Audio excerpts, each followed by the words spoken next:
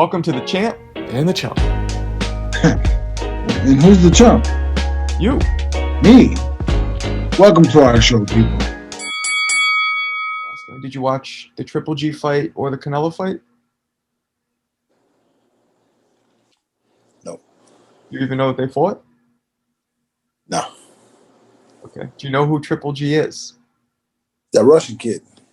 Wow. This is my podcast partner. Okay. Do you know who Canelo Alvarez is? I do. You ever meet him? I have not. He seems like he's like an immigrant Mexican, but he's redhead Irish kid. Okay. It's racist. I guess. How racist? That's dude. Like that a lot of settlers came from other countries to Mexico years and years and years ago. No, I mean, look, if I said it, there'd be a problem. Half of you could say that. That's all I'm saying. You're a fucking immigrant too, you piece of shit. My mother is an immigrant. So we met at Kevin Rooney's. Remember that? I actually remember you were a real decorated amateur, right? How many amateur fights did you have? 300. What was your record? I think I lost 5 or 7. God damn! And you were knocking people out. Yeah. How many knockouts do you remember? I'm gonna go over 70%, man. I'm horrible at math, so that'd be 70 times 30, right? No, yeah, that would be You knocked out 70%? about 70%, yeah. Kidding? No. That's really impressive for people who don't know, for amateurs, especially because you got the headgear, you got the Man, people think the headgear is this big safety. Man, it ain't shit. Why not? Headgear, nothing. The bigger gloves help, though. But you're wearing 10s and you're wearing 10s and 12s, I think. Wow. No, you're wearing 10s and 8s. They were 12s. Like, I know mine were 12s when I fought amateur. So you were probably the same, right? You were like heavyweight, right? 75, yeah. Yeah. Damn, that's a lot of knock. Because people don't realize, like, this is why I disagree with you. Because in sparring, you don't drop people nearly as much as you do without. Yeah, well, also in the whole sparring situation is you're there trying to learn something for the next fight, not for you have these locker room wars, but gym wars, but those do nothing but break you down. When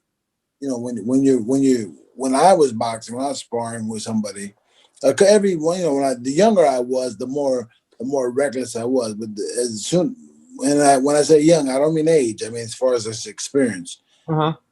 Once I got to a point where I had nothing really to prove, I moved around with people that weigh 100 pounds more or 100 pounds less would make a difference to me, and I would work with them, and they would work with me.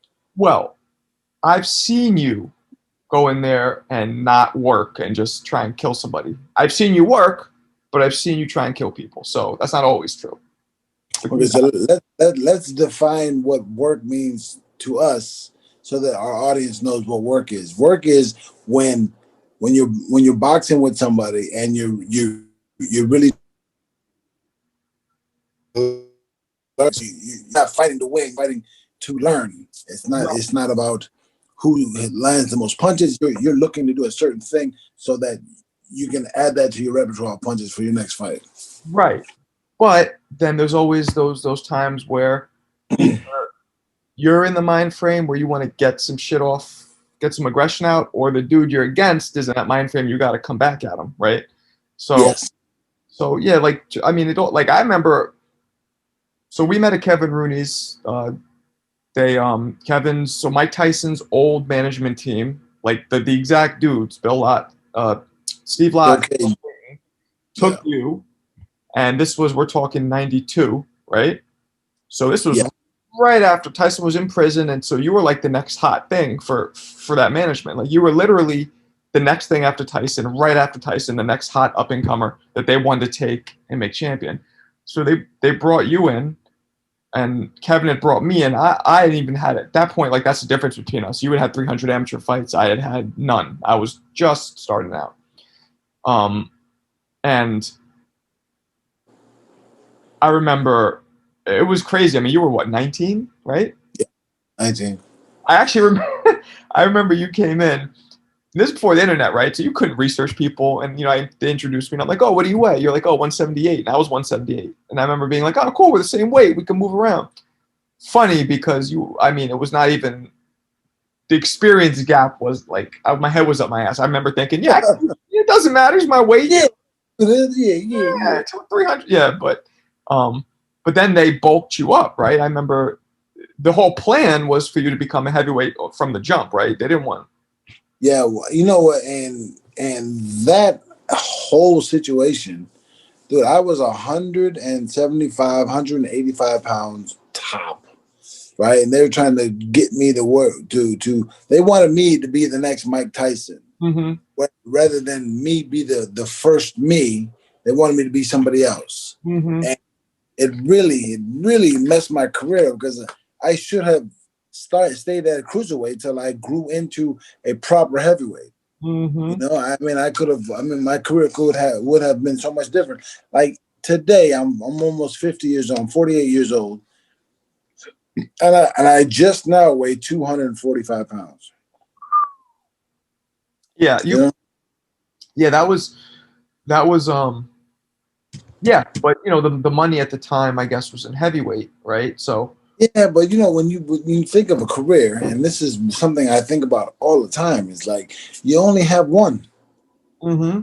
You only have one. There's every once in a while there's a rebirth of George Foreman. There's rebirth, Bernard Hopkins is something with what people are trying to do now. But at the end of the day, you only have one go.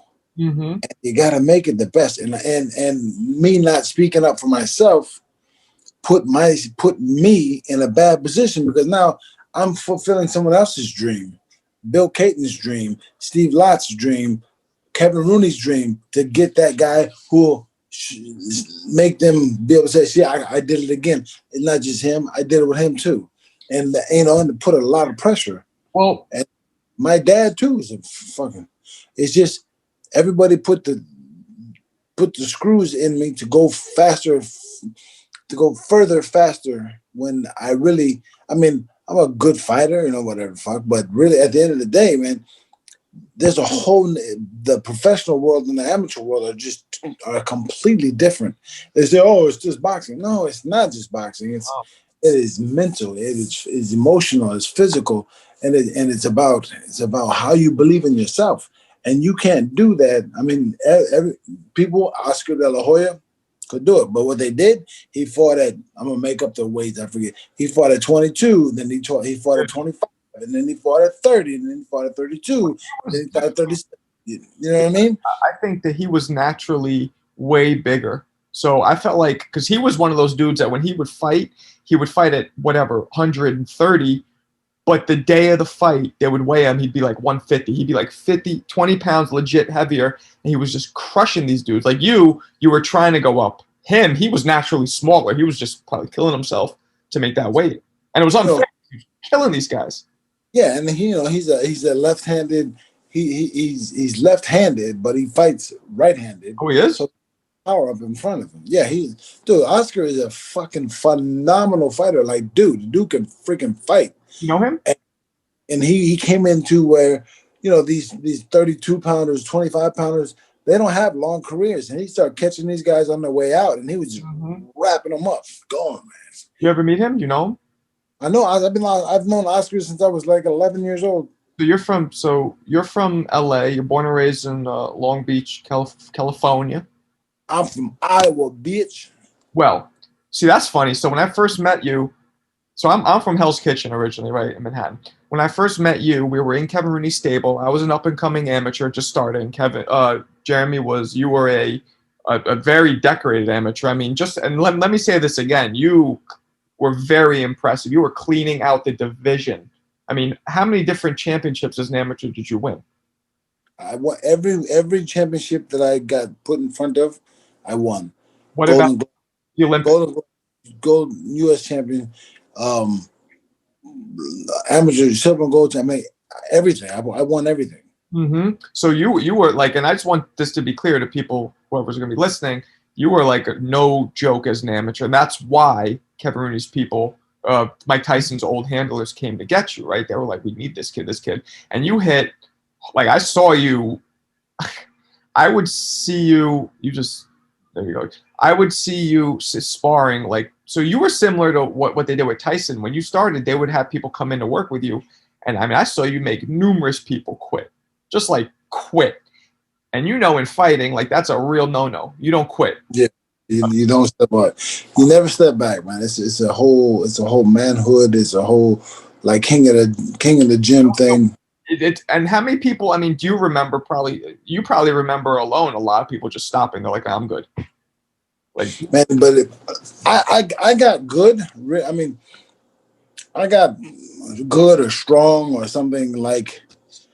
When I hit like 15 years old, I started knocking like grown men out at 15 in the gym. But their talent level wasn't my skill. But and then when I got into like seasoned pros, when I was like box sparring with seasoned pros at like 16, 17, then they handed me my ass. They showed me early the difference between an amateur fighter and a professional fighter.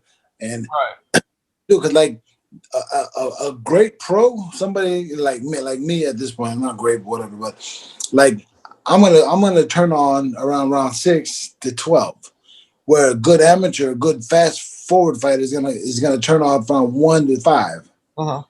For me, I'm gonna turn on around 6, 7, somewhere in there, and then I'm gonna have then it's a fight where. It's like the people in auto races, they race around the track and everybody kind of stays in their spot until it gets to the end of the race, and then the race happens. Mm-hmm. Same with boxing. The later rounds is when the dog comes out in the fighters, and that's when the fights get good. Yeah, no, that's true. Yeah, so we met up there, and then they had this whole like.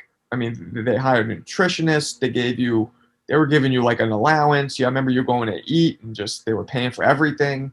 Although you had to pay it back after, right? Once you start making. Yeah, let's be very clear that they didn't give me shit. But to me, like, so for people watching, it looked like you were just this like taking care of Golden Boy. You know what I mean? But obviously, no, they made you pay everything back. Yeah. Everything, every dime, and they wrote all that shit down, bro. Like, no bullshit. We'd do a show we'd fight in Atlantic City, and then I'd come down. Then Kevin and I would come down to we'd drive into Atlantic City. The tolls on the freeway, they would charge me. Really? Swear to God. They would charge me tolls on the bridges and on the freeways, because in New York and in Atlantic City, the freeways ain't free. They're called. Yeah. And you got to pay for that shit, and they didn't pay for it. I did. Damn. But that must have been like, for me, obviously it was, but for you, it still must have been cool to be up there. Like, I remember we met Floyd Patterson. You remember that? Yeah, it was great. That was a great moment. And just like being up there with all that history it was boring as fuck. Like that was the downfall of Catskill. Like, it was boring. You can't just. I mean, it's a small town. You're from LA. City kids or a group of city kids, and you bring them to the middle of fucking nowhere. Oh, yeah. So it's like obviously you're from New York, but you're from a whole New York that looks nothing like that. Yeah, I couldn't, and I had to go to.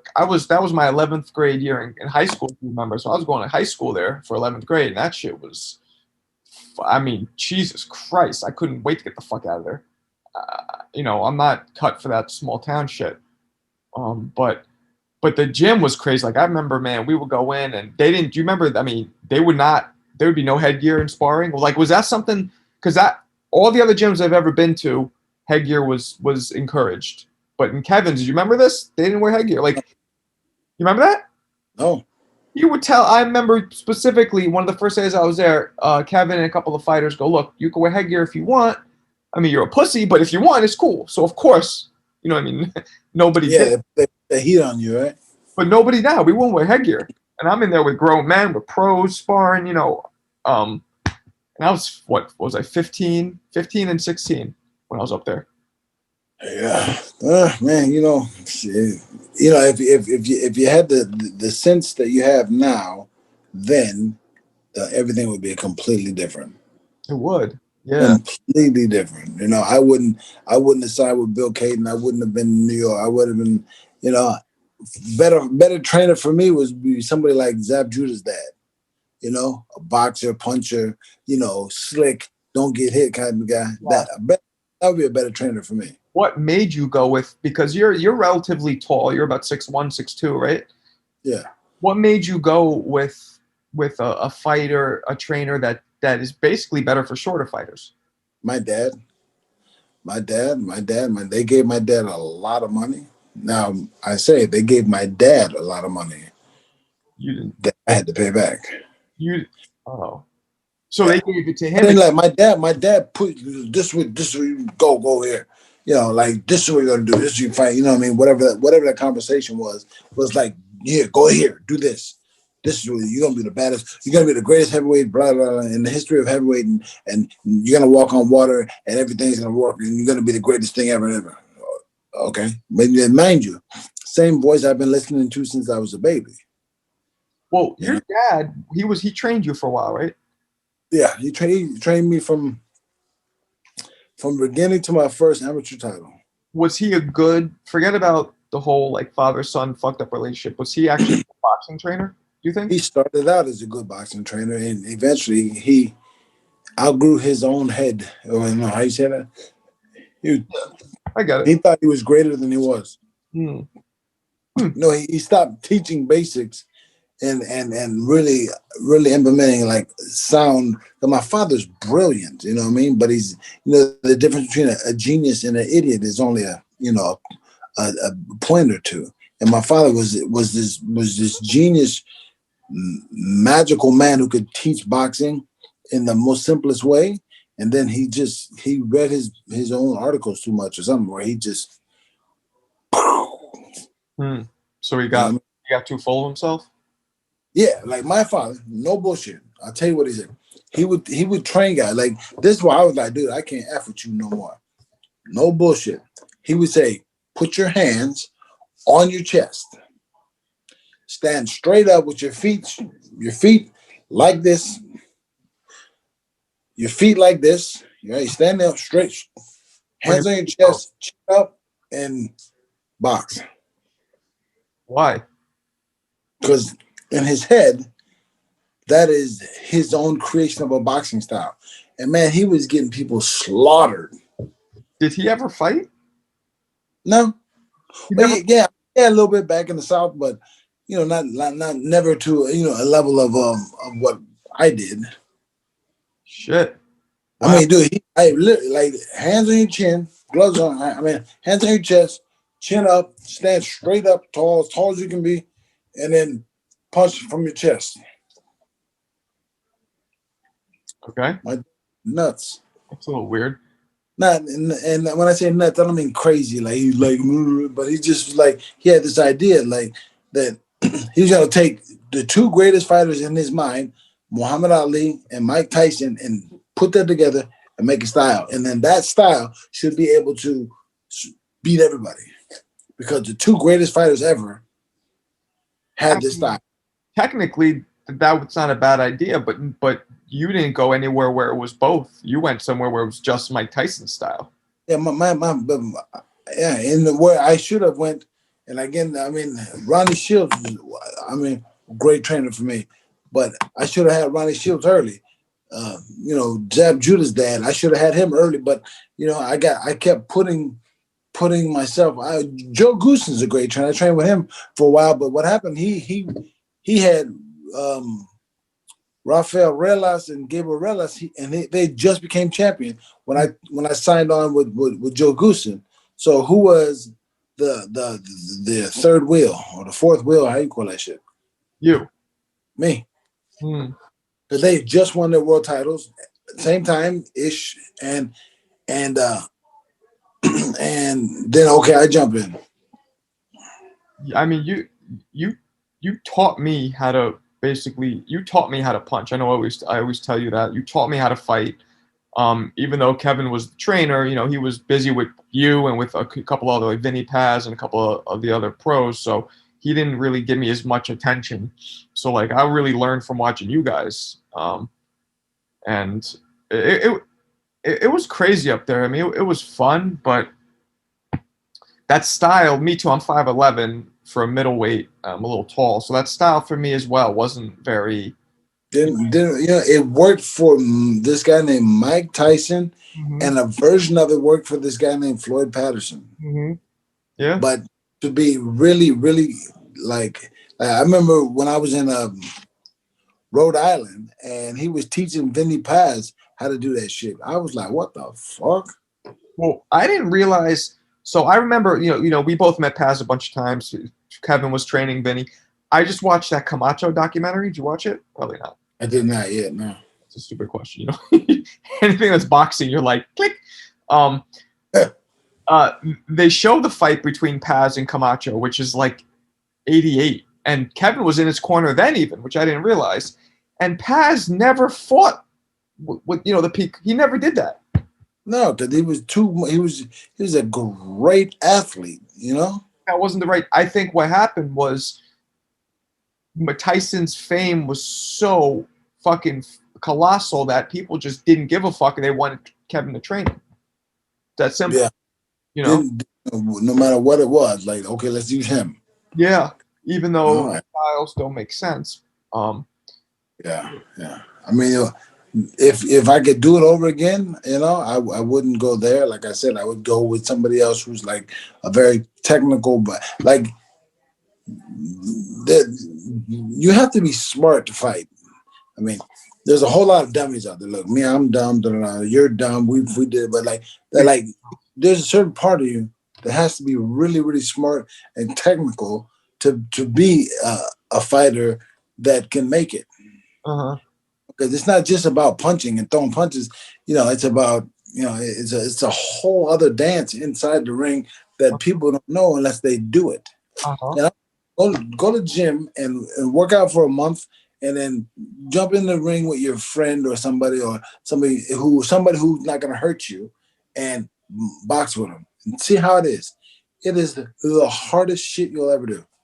Yeah, and I feel like boxing with friends, or like a big thing now is a lot of people spar with their trainers, right? They'll get a boxing trainer, then they'll move around and they think that's real sparring. There's a huge difference between somebody that you don't know and who's trying to fuck you up or come at you and your trainer who's, you know what I mean? There's a huge difference. Huge. Also, I see a lot of guys who I've never seen before training people.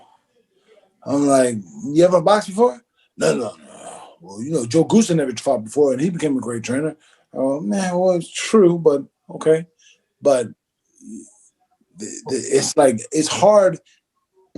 It's like saying this: if you read all the books you have to read ever on flying fucking helicopters, I still wouldn't fly with you.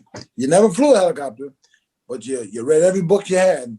I'd never fucking fly with you. Ain't no fucking way in the world. I agree. I think the same thing is for, I think, boxing announcers, man. I really feel like they should all be in the ring, because some of the shit that these guys say, some of them, how are you announcing or how are you calling a fight or giving color commentary or whatever when you've never done it, ever? That, to me, personally, I don't know about you, but that drives me crazy. I think you're frozen. You see that the majority of people who announce football, there's probably one or two commentators that are professional commentators, and the rest are ex-athletes. In boxing, one boxer, two or three other people who've never fought before. They talked about boxing for a long time, but they've never fought before. And I think that is just a crime to the sport. Yeah. And even though I could give a shit, boxing, I don't care, but I do care about my friends. And when I say my friends, I mean all the fighters who put themselves on the line to fight. These are my friends. These are my family. And you motherfuckers who never threw a punch in your life, talking shit about us. Uh-huh. Saying, well, so-and-so didn't that, you shouldn't, and, like, I remember the guys asked me questions.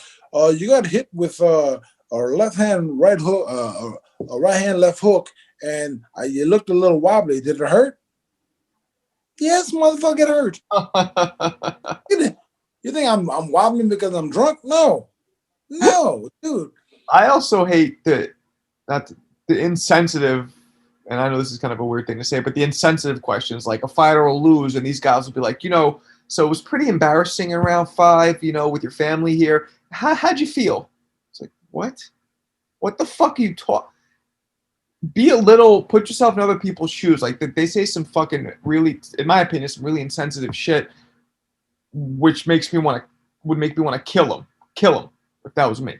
I don't know. Like, you ever get a question like that after a loss or after something, some real fucked up shit that they would say? Like, dude, I have been asked the dumbest and the most ridiculous shit ever, and it's so massive. I don't even remember because I care less. I could care less. Like, how'd you feel? You hit you with a right hand when you did it hurt? Yeah. I think now I would be so comedic. there you go. If they would ask me dumb questions, I would give them dumb answers, bro. I swear to God. Yeah. Where, God, bro. But you're like, you're sweating. You won. You lost. You had a draw. You're doing, what I mean. And you have all these emotions and feelings about what's going on. And next thing you know, like, you grab this dumb question, and you go, motherfucker, you stupid. There's this. Do you remember when, I don't know if you saw this, but when Floyd Mayweather got really annoyed at Larry Merchant? Do you remember that? I do. I remember that. Yeah. I hate Larry. I mean, I've never liked Larry Merchant. I think he's one of those guys who would say just the most insensitive shit. The real like you're not doing it. Like, he talks like he would do better to fighters. Like, you didn't see those punches coming. You prepared for it. What? And I love when Floyd Mayweather said that to him, when he was like, you don't know shit about boxing. And I loved every second of that. I don't know why they had that dude on the air so long, except for that he had like an announcer voice. You know what I mean? Like, the actual way it sounded. But it is quite disheartening, when there's so many good fighters out there that can speak about boxing. Chris Bird, Zab Judah, Bernard Hopkins. There's so many guys. I mean, the Chance, they can talk about it and look and can be professional, but they don't hire them. No. What's that one? The light heavyweight. He's doing a pretty good job. Black dude. His name is Andre Ward. Andre Ward? Nah, he's 75 pounder. Andre Ward was 75, wasn't he? No, he was 68. 68, 65. But anyway, but just, I mean, I'll do my homework on that, give you a name, but whatever his name is, he's good. Roy Jones. Now, it's what I have was Roy Jones is, and then the fight was Roy Jones. He's funny. I love Roy Jones. What do you think about all these fights that they want to do now? Like, De La Hoya's going to fight again, as per what I've heard. That's what Chris Bird's going to fight again. Did you hear about that? Yeah. I mean, I've seen his Instagrams. That's why we were trying to get him on the phone, but the bastard don't call back. He didn't call you back? He will, but it just better hurry up. Man, I got 30 years, man. You better call me. But yeah, man. I mean, I would fight again, but I would fight. Yeah, I would drop all the way down to 75. I mean, to cruiser. But I mean, I'm not fighting for a career. I'm just fighting because I'm like, it'd be fun. Yeah, I think it wouldn't. I mean, I liked. Did you see the Tyson Roy Jones fight? Yeah, I thought it was garbage. You watched the whole fight? Whole thing. What did you think was garbage about it? I thought the what was that? What was my miscon?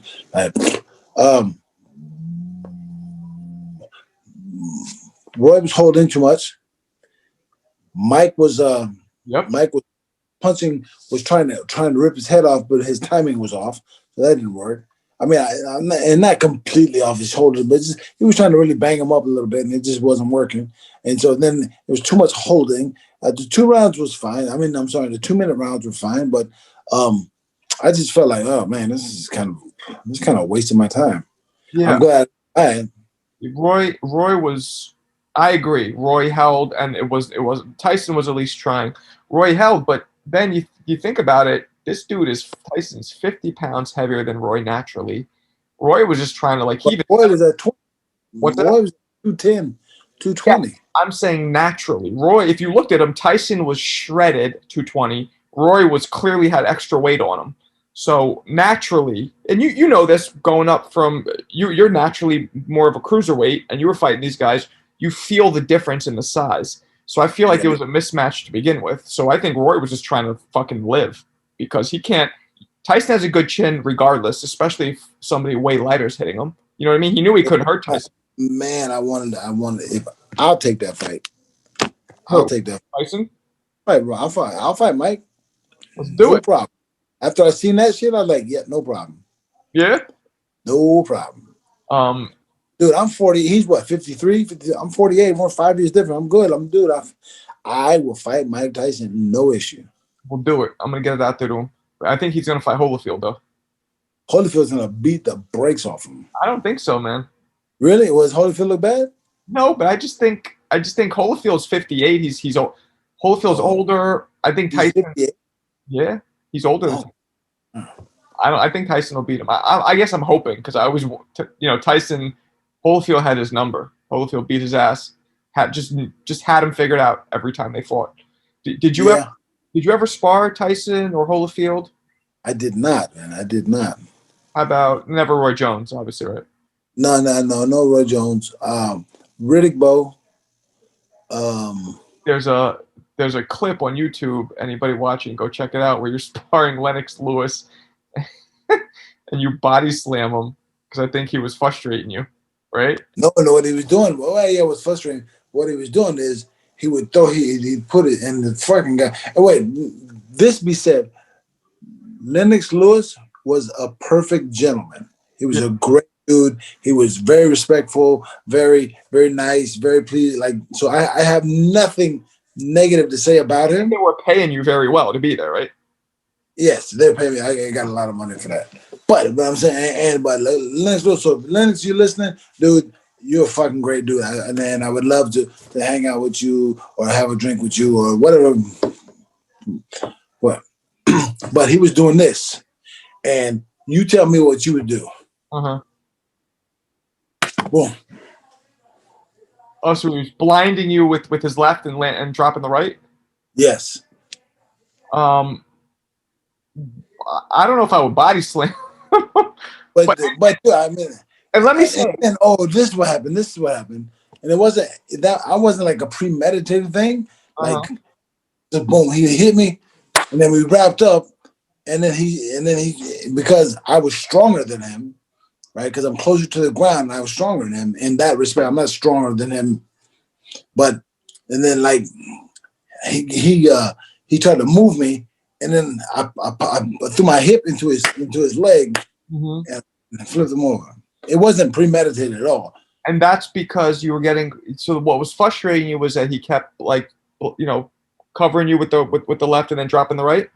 Yes, which is 100% illegal. And Manuel Stewart, rest in peace, wasn't saying anything to him. I remember if you listen to the YouTube video, you hear Manuel Stewart go, "Come on, man, what the fuck? Stop!" Something like, we got to fight in a week. Don't fuck around, like to both of you guys. So after that, did Lennox say anything to you, or you guys didn't even talk about it? No. I mean, I think it's not the straight. Lennox was always like, he was always very, very polite and kind, and like I have nothing but respect for him, dude. I was like, wow. Sorry, bro. You're fucking with me, bro. That's not good. And I have my own attitude and ego as well. But looking back, and I mean, I've said this ever since that day. And like, man, he was a very nice, solid, like gentleman, like dude. But he just it's boxing, bro. He's a big fucking guy too, man. And he's a big old son bitch. God damn. I met him. Yeah, he is big. Super nice though, super nice guy, and I wouldn't ever say anything different. Yeah, no, I could imagine he's cool. Yeah, that's still on YouTube. I don't know who put it up, but that's fucking funny. Then apparently you were like weren't you like roasting him, like making jokes? No, oh man. Then that night they had like a little bar there, and they had an open mic, and I did a couple minutes of stand up, and then what I said was like, what was the joke I said? Like this, yeah, all of the people you see them, they look all big, bad, big black dudes walk in, and then there's when they open them, when they talk, they're like, "Oh, hello, my name is Alexander. What can I do for you?" I Yeah. was like, Wait, where was this? Was this in England? in Poconos. Pennsylvania? Yeah, That's fucking weird. yeah. What fight was he preparing for? Holyfield. Oh, so you were mirroring. Was it Holyfield or Tyson? I don't know. I don't know. I don't know either. Oh, I hate work about my shit. gotcha. Yeah.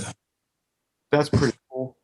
So is he out of all the guys you sparred, but is he probably the most well known?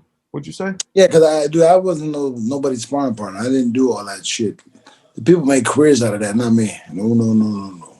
Yeah, you didn't want to. No, no. I'm like, dude, I'm fuck you. You come spar with me. I'm not coming to spar with you. Yeah. No, I mean when I first it was the other way around. They were getting people to spar you. Yeah. Different people. Yeah. That's crazy. Yeah, that was a long time ago. Yeah. So then, I guess after you left Catskill just because you had enough. That's why I left. You just had enough of living in Catskill, right? I had enough of. I mean, I'd learned what I thought I came there to learn from Kevin, and then it's repetitive. After that, it's like 5-5-2-5. I mean, fuck out. Yeah. Move your head. Yeah, it was just move your head. And then, I think he taught me how to move my head, blah blah blah, and be explosive. But then what? I mean, like, because I don't have Mike Tyson one hand, one punch power. I'm very powerful, but I'm not one punch power like that. That's not true. Maybe, but I'm just that I needed my stuff. The athlete in me needed more. That stuff was super easy. Any really good athlete who's listening, who knows, like once you've learned what you feel like you need to learn from somebody, you gotta go. Why stay? Yeah. Repetitive bullshit, It is. Like I always tell people after I was doing it 5, 6, 7 years. I mean, I don't even jump rope. I do almost none of that shit anymore. I don't do the speed bag because it's so you never forget, right? Never forget how to do it. Never. Dude, I can walk into a gym now and hit everything, do everything. Especially timing might get a little off, might get a little tired a couple rounds, but if I had to move around with somebody, I could probably do 6 rounds right now. Yeah, because I could just pace myself and do it. When was the last time you sparred? Man, it's been a long time, man. Me too. Mine's been like 5 years at least. I probably got 4 or 5 years in. Yeah. But I move around. When I say move around, I mean box with guys that are friends of mine, and like it's just for fun, that keeps in the moment, in the minute, but I haven't been in competition in 8 years. Yeah, I remember. It was the last fight was for the WBU, right? Yeah, the WBU World Heavyweight title, which I won in 3 rounds because I'm pretty awesome. You did? You are? Yeah, so what I left the sport on a high note, and peace out. Yeah. Now we're going to have the biggest podcast on the planet.